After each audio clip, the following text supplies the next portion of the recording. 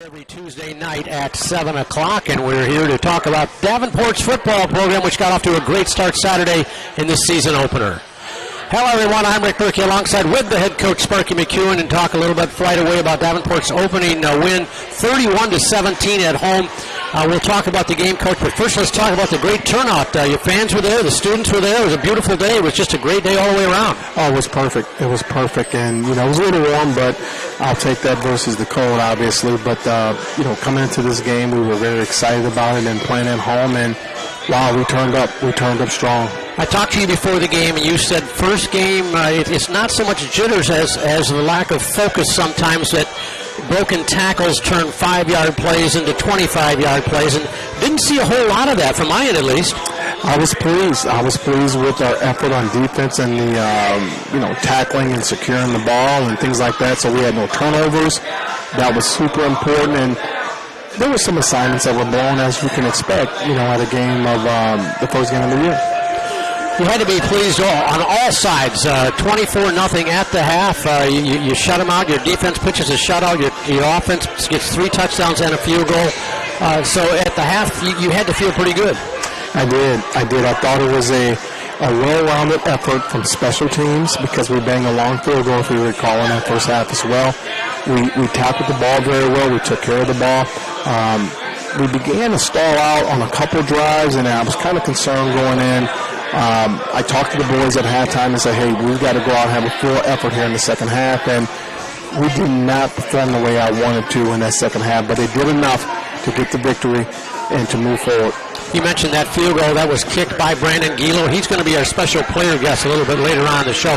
Let's get to that third quarter, though. I mean, I got the feeling that maybe it was one of those games where you just soon not even take a halftime, just continue to play third quarter because the way you're playing well, and it's hard to maintain the momentum for 4 quarters.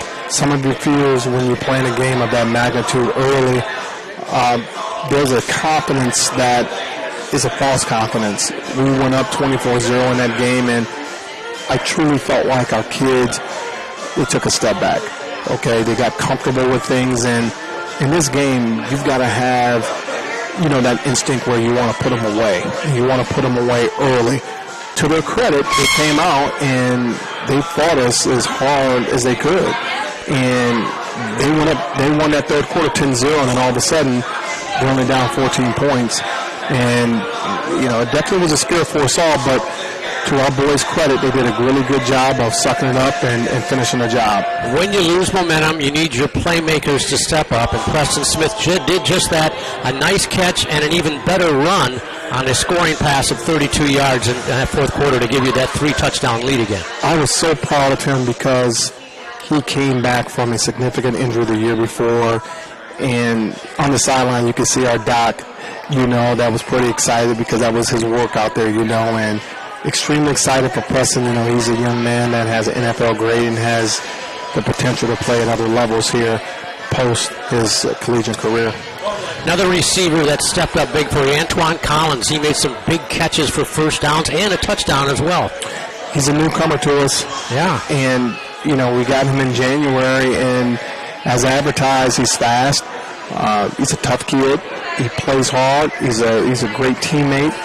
And we needed him because we had a couple guys go down in that game, and he stepped up and he told me he was going to do just what he did. And I'm excited for him. He was the offensive player of the game for us. And coming into your first collegiate game here in the Glayat for our program, it says a lot about him. That young man, he's a character guy, great family, and we're excited to have him. You want that kind of confidence. Is there a point where a player can have too much confidence, do you think? Well, in football, I would rather you be that confident, because this is a tough sport, and when you have football players, especially in that receiving room, all these players that we have here, they want the ball. Obviously everyone can't get touches, but our guys know the more success that we have, the better our culture is, the better family atmosphere we have. Those guys are going to be the ones to congratulate themselves, get excited for their brother, and they know their opportunity is going to come. The offense that we run here is an offense that, we spread the ball around, and they're going to have opportunities. But our deal is this: when you get the opportunity, you better step up. You told us in the off seasons how excited you were to the addition of Myron Harris and actually both Wayne State players. We'll talk about both. Myron Harris, boy, I tell you what, you told me you were going to get the ball in his hands as many times as you can. You had traditional rushes. You had Wildcat with him, brought him out of the backfield, and he ended up with 82 yards on the ground and also 3 catches out of the backfield, and he's really a weapon. I thought Devin did a really good job in our game plan and trying ways to get Khalif to beef the ball and trying to get Myron the ball. And Jair, Jair's now coming along as a receiver for us as well. So we've got a three-headed monster in our backfield, and I really feel like Devin's doing a really good job of figuring out ways to make sure that those playmakers get the ball, as well as our receivers. The other Wayne State transfer, Julius Wilkerson, the linebacker, he had 6 tackles and was in on a number of plays. You could see where if he didn't even make the tackle, he directed the ball carrier in the direction to somebody else that did make the tackle. He's a leader. He's a leader as advertised, and he's come here, and it was amazing because it's not typical that you come in as a transfer and in the very first year you're voted as a captain. It says a lot to this young man about his character that we talked about last week, but now all of a sudden we're in the game. Wow, is he physical? He can run. He's very physical, and we're going to need him to even take it up a notch this week because these guys now know we've gotten our feet wet. We had some mistakes in that thing. We got to take care of the business in regards to our assignments, and once we get that taken care of this week, we have a huge game in front of us. And we will talk about that in our final segment. Bowie State comes to town. This is another home game for Davenport. 3 straight home games to start the season. This Saturday, 12 noon, Bowie State comes up from Maryland. They had a Division I win, as Coach mentioned, on Saturday. We'll talk about them a little bit. Back to the defense, though. Alaric Wooten, 8 tackles, 4 unassisted. Boy, I tell you what, he was a force. He comes down hard. You better get your head on the swivel. This kid, we were, Coach Mack, he did a great job in recruiting this young man, and, we lost so many players in our secondary last year, Rick, and this was one of those scenarios for us where we really didn't know. We've got some pieces, but you don't know until they play in the game, and, wow, he was the defensive player of the game for us, and more importantly, man, he's very physical back there, and he comes up and he makes an impact, at the point of attack. So I'm extremely pleased with the tackling of that entire group back there, but in particular him. Wow, he's one of the best hitters I've seen in the secondary in some time. How did the special teams grade out Saturday? Well, both our punter and our kicker, as advertised, they're young men with league honors, and they both showed up big for us. Okay, we had some timely punts in there that we had to get the ball on the ground on a rugby style, and then we had some other punts where we had to hang it up high and let our coverage cover, and then we had a big field goal, that we needed to bang, and I have nothing but confidence for those two, and they take us to another level with our special teams. We had 2 miscues, one on the block that was a minor error that was a major play, and then we had the other on the questionable recover on the onside kick. So I got to ask you about that, Coach, because I know, and we were telling the audience during the broadcast, that the cameras that we have with our Arete visual crew are not the cameras that the officials look at when the plays are challenged. And the one that we had from our Arete visual crew, I thought clearly showed that the young man was out of bounds before he recovered the onside kick, and might have been out of bounds when he did recover it. Well, in either case, we shouldn't have counted. Well, number one, it was right in front of me. And credit to their coach and the young man that executed the recovery. Outstanding effort. Okay, we made a mistake on the coverage there that it's unacceptable, and we've cleaned it up since then. But that young man had an effort play. Okay, but in the meantime, wow, it was a bang-bang play, and I thought that it needed to be, if it's inconclusive, it goes with the on-the-field call, and the on-the-field call was out of bounds. So I'm with you, Rick. I felt like I was right there. I felt like it was a great effort on their part, but when I read the film from what we looked at, you saw the clear recovery, but you also saw that the young man was crossing the paint. Another play that was challenged looked like it was a 61-yard touchdown pass, lateral pass. We thought it was backwards from Jason Whitaker for a long touchdown run, but the replay indicated that it wasn't. And that was one of that one where we watched the replay. We thought, well, it clearly was a backwards pass. But then as we watched the replay more and more on our screen, at least, we thought, oh, wait, it was really, really close. How about the decision with the GLIAC and the ADs and the presidents to go with instant replay? In that game alone, I had one that was denied on a targeting, and then the fumble that was overturned, and then the touchdown that was called back. So I think it's going to be a huge benefit to the GLIAC and to the great programs in this league because we represent the country well in this division. So we need to step up our game as it relates to officiating. So I'm excited for the replay officials. What is your overall philosophy on using it? Because if you use that challenge and you lose it, it's gone. You can't get it back. If you challenge it and you win, you keep it. What is your philosophy on it as far as using it early in the game, knowing that, I might need that in the fourth quarter?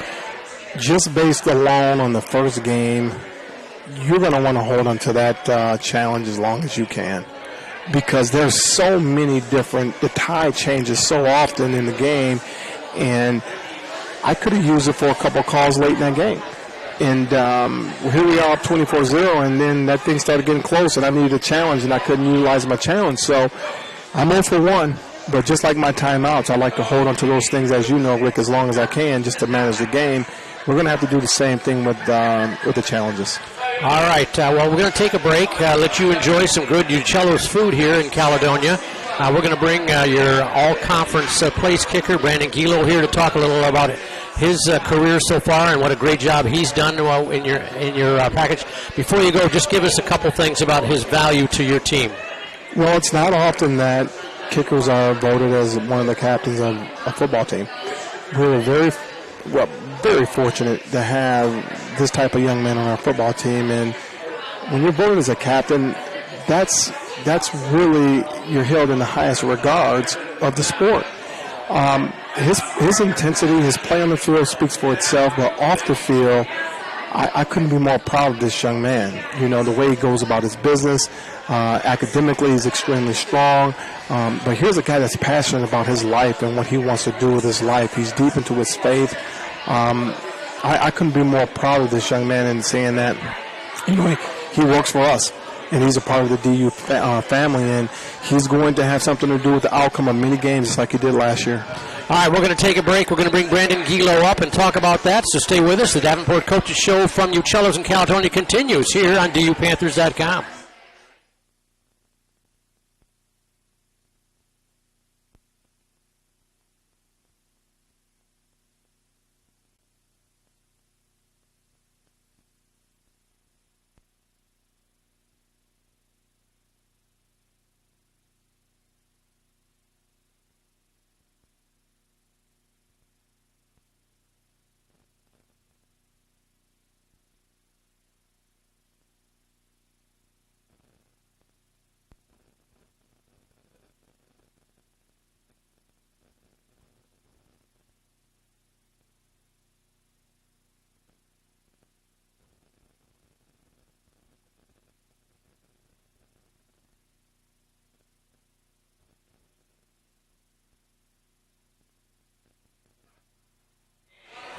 And we continue with the Davenport Coaches Show live from Uccello's in Caledonia. Davenport coming off a big 31-17 season opening win Saturday at home against Thomas More from Kentucky. This Saturday, home again against Bowie State from Maryland. And they, as Coach mentioned, we'll talk more about Bowie in our final segment. They went out and beat a D1 team on Saturday on the road, Delaware State. So we'll talk a little bit more about that. Right now, though, we're going to focus on our special player guest of the week. Brandon Gilo, a junior place kicker, first team all conferences. He's from the Dominican Republic originally, then went to high school in Leesburg, Florida, then went to Independence Community College, where we were able to get him from there after a terrific job he did there, along with long snapper Joe Seidel from Independence CC as well. But he joins us, and Brandon, it's great to have you here. That team got off to a good start. You got off to a good start. Made your only field goal attempt, all 4 of your PATs. Have to think you felt pretty good about the opener. Yes, sir. Anytime you get to get on the field and show what you've been preparing the whole offseason, especially getting out there with the guys, it's always a blessing to really just execute how you want to. Coming off being the first team place kicker on the All-GLIAC team last year, what were your specific goals? Because I know players always want to get better. What did you want to do to get better, and what did you do in the offseason to try to get to that point? So one of the things in the offseason that I made sure to really kind of focus on was I know how good I am and how good I can be. I feel like God has just kind of instilled that in me over and over in situations. But I think my personal goal was to really prove that. And with this year going into the season, just to really show like what I know I can do and what I know I'm capable of. And obviously I have the right guys around me, blocking, holding, snapping, and even the team getting me in the right positions to be that guy. And with everything I've been able to achieve so far, I feel like it's just a sliver of what's to come. One of the interesting things about Brandon Uccello is growing up in the Dominican and in high school, he didn't play football. You were a soccer guy. Yes, sir. When did you finally get introduced to football as far as a player? Yeah. Personally, when I was in high school, I remember that playing soccer, it was just you were mixing around with the sports, and I had a lot of friends that played football. I know towards the end of high school, some of the guys were like, hey, we want to see you play football. It would be funny, and I had no idea what football really was. I didn't know anything about kicking, let alone. And when they told me I could do that and I could just go out there and be under pressure, and already being an athlete, understanding what pressure was, it was like a new itch, something that I was able to find, a new challenge. And so whenever I was able to cling on to that, it was lights out ever since. Well, we're talking about this year, but we can't let it go by without at least reflecting back on last year as Davenport was playing at Northern Michigan, and they were down by 3 points with only 2 seconds left, and Brandon Uccello on the road trying to kick a game-tying field goal. And let's go back and revisit exactly how that came out. And, Davenport was trying to tie it up. We're trying to pull it up here, buddy. And we're going to continue to try to.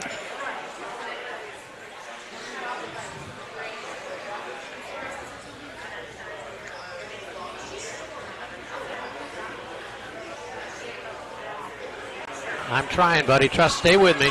Stay with me.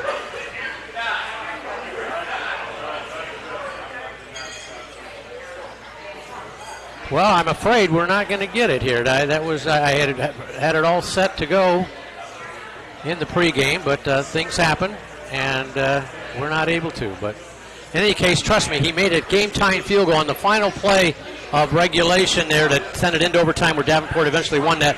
What a thrill! You still got that on is that on your phone? Yes, sir. That kick you call Brandon Uccello. You'll hear that kick if you get to his voicemail, so you get a chance to do that as well. All right, let's talk about being this far away from family. Your mom down in the Dominican, and you've got other family members there. How hard is that for you as far as being that far away from the loved ones? Yeah, so, obviously my mom, right now she lives in Florida, and she was just over in the Dominican Republic to be with some family and everything, and the majority of my family lives over there. So it is very tough, being far away from them, but I think as a unit we all understood, like, I'm on a mission and I have something I have to get done, and so sometimes that's just sacrifice that has to be made, and they're with me wherever I go in my heart. I have so much love for them, and I know that they're watching every step I take, so it's like they're right there with me. Are they able to get up to ever see you play in person? My mom, yes. I know my mom's coming up sometime this season, but in terms of my abuela and my other family, no, not really. Well, you certainly have aspirations of going on and making a professional career as a kicker. Yes, sir. They'll see that. Let's talk about the other side of life here. Let's say for some reason that doesn't turn out. What do you see yourself doing with your life if you're not in football? I know it's not stepping you back. I just want you to think about, what do you think would appeal to you if you weren't in football? Of course. I think for me personally, it's been the same thing through and through. I just want to find a way to give back to the world, give back with the gift that God has given to me of, speaking, with the way of just kind of painting a picture with my words. I know that that's something I wanted to get into as time goes on. I just want to find a way to make people chase their own dreams and make people have their own ambitions, but also know that even when you can't see it, it can come true.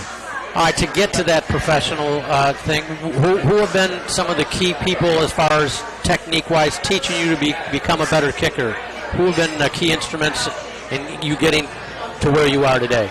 Yeah, so I mean, I definitely have some guys from back home in Florida that I would work with. One of them being Roberto Aguayo. He was the best kicker ever in college. He drafted second round to Tampa Bay from Florida State. And then his brother, who was like a brother to me as well, Ricky Aguayo. I also had a coach who was the first coach I ever worked with. His name was Stephen Yaffe. And just these guys are really the pivotal points that have gotten me to this point in terms of teaching me the game, teaching me the techniques, teaching me the little things that day in, day out allow me to find a way to get better. And obviously, you know, maybe not teaching me so much kicking, but teaching me a game of life, teaching me the game of football. I have to give credit to, like, my strength coaches. You know, I have a coach back home. His name is Coach Charles, Isaac Charles. He's been like a mentor to me, a big brother to me as well. Coach Brock at Davenport, he's, you know, really taught me everything I'm learning now as well. And obviously my coaches, Coach Sparky, Coach Walker. And truthfully, I've learned from everybody, including my teammates. You know, I have so many guys that we talk to day in, day out, that I've learned so much from them. So I don't really know if there's key people, but there's definitely a family that has been able to get me to be who I am. There's a lot of them there, yeah. So, one final thing. Coach mentioned that it's rare that a place kicker is elected captain on a football team, but you have that honor this year. What did that mean to you? To me, that meant the world. I know that was one of the things on my goals is, you know, even tying it into the speaking, I just want to be able to lead. I know that I'm not going to tell the guys to do anything that I wouldn't do myself. And sometimes when you are in a tough situation, they look at people and they want to see how you respond. And I know for me, something I told the guys very early on is like, I work so hard so I can carry their weight. If they need me, I got them. And that's just something that stands true out day in, day out. Like, no matter what, they know that they can rely on me, they can call me. And when we get into those tough situations, I'm there for them. Well, you are certainly worthy of that captainship. Brandon Gilo, thanks for joining us.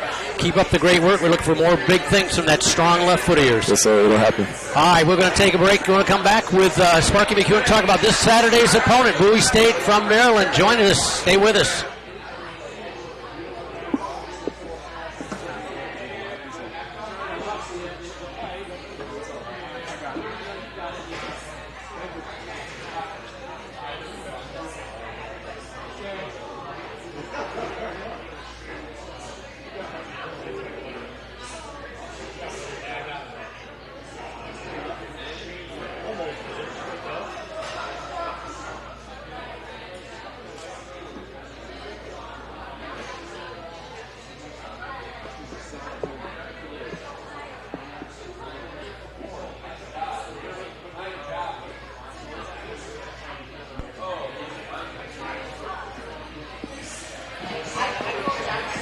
And we're back for our final segment of the Davenport Coaches Show from Uccello's in Caledonia. Thanks to the good folks here at Uccello's. They do a great job welcoming us. Great food. If you haven't had Uccello's food, well, shame on you. You're missing out. Make sure you stop in here. If you can't get out to the Uccello's in Caledonia, get to the other great Uccello's locations across West Michigan. I guarantee you'll come away satisfied with the food and the service here, that they take fantastic care of us here. So Coach Sparky McEwen joins us for our final segment here to talk about this Saturday's upcoming match with the Bowie State Bulldogs, who, as we mentioned, played an FCS Division I team, Delaware State. Not only played them, Coach, they played them at Delaware State and beat them 22-11. Have you ever had the lasagna here? I have. The lasagna is delicious. It is fantastic. I mean, wow. You'd rather talk about lasagna than Bowie State? No, I'd rather not talk about Bowie right now because I got a lot of work to do on them, but I just had to just remind you that, it is. And the listeners, if you have a chance, make sure you come and try this lasagna. It's amazing. So, hey, Bowie, here we go. You know, you're talking about a team that was picked to win their division. And, you know, I'm very familiar with a number of their coaches on that staff. And it's a talented team, talented coaches. Playing a team of this significance this early is exactly where I want this program to be. Where we're playing big-time, meaningful games against other conferences just to see how we stack up, you know. I definitely plan on seeing this team down the road, making it into the playoffs. the new coaches on this staff, the head coach has been around for, I think it's going to be his second year as a head coach, but he's been in the program. I'm familiar with the offensive coordinator. He's an amazing young talent. This is going to be a great football game. It's going to be a game that's going to come down to the wire and who executes the best. There's no fluke that they beat Delaware State. They outgained them 274 to 196 in the game, and 247 of their 274 yards were through the air, just 27 yards rushing. So quarterback Amir Jenkins is a real threat. He completed 72% of his passes, 18 to 25 for 247 yards. I know you're already looking at film on him. AJ's a baller. He can spin it, and our secondary and our defensive coordinator, they know we're going to have our hands full. The beautiful thing about this game is we're able to go and practice and have some guys run around similar to the style of players that they have. There's a true mirror image of both of our teams. Guys that can play well and fast in space. Quarterbacks that can throw it around the yard. We're going to probably have over 100 passes in this game. This game is probably going to get over at 4 o'clock. I'm just telling you that right now. So I'm excited. I'm excited about it. We need a couple more days to really prep and get prepared for this game. This will be a national, implication game. And it's the type of games we want this early in the year at the farm. And they're not all offense. Their defense had 11.5 tackles for loss and 4.5 sacks. Right now, they held a Division I football team under 300 yards. That's unheard of. They've got some very talented guys up there. They all look like defensive end body types. They're very tough kids. Their linebackers are smashing off football players. Cover guys in the secondary. This will be the kind of game that you dream about playing and being a part of. And it's going to come down to turnovers as always, tackling people, doing all the right things, assignment-free, mistake-free type football. And the team that executes in those departments is going to be the team that wins the football game. Last year, Bowie State was 6-4 overall, 5-3 in the CIAA conference. Picked right at the top there along with Fayetteville State. In the preseason poll of the CIAA. CIAA conference not too well known in our area. What could you tell our fans about that league? It's one of the better, football playing talent teams, conferences in the United States. You have a lot of individuals in that conference that go on post, college to play at other levels in other professional leagues. This is when you start thinking about that conference, there's teams that get into the tournament every year, so they get to venture on, they played Saginaw Valley last year. They did. And that game would have been even tougher if they had their quarterback, that was out, but this is good for our conference, and it's definitely good for their conference. And as you said, you're hoping, should you be able to make the playoffs again, this is the kind of game that preps you for postseason play, regardless of who you play. Well, for us, we don't get ahead of ourselves. We're just excited to be able to line up against a team of this caliber. Our team seems to get a little more juice when they know they're playing against a team that just beat a Division I team, playing against a team that's got a history and tradition of championships. This gets you ready, for your conference play in the GLIAC, because these are the type of teams that we play. Talented, physical, fast teams. All right, so Saturday, again, let's put the appeal out there. A great opening crowd on Saturday. See if we can match it Saturday. Weather should be good again. It's going to be a red out. It's going to be a red out, and we're looking for all our fans to come out and support us again. It's going to be a beautiful day out. It's going to be some amazing football being played, a lot of talented players on the field, and 12 o'clock. Come out and support us at the farm. And don't forget, the best way to park if you're going to a Davenport home game, go to the main campus. Park for free. Ride the shuttles for free there. They run throughout the day. They drop you right in front of the entrance and take you right back to where you're parked there on the main campus as well. It's 12 noon kickoff. If you can't make it there, make sure you join us on our radio partner, of course, which is 96.1 The Game in Grand Rapids. That'll wrap up today's Davenport Coaches Show from Uccello's in Caledonia. We'll be back here. Coach will be here. I'll be here 1 week from tonight to talk about the Bowie State game and look ahead to the future action of your Davenport Panthers. Don't forget, Red Out Saturday. Wear your red like we're wearing tonight. So till next time for Coach, I'm Rick.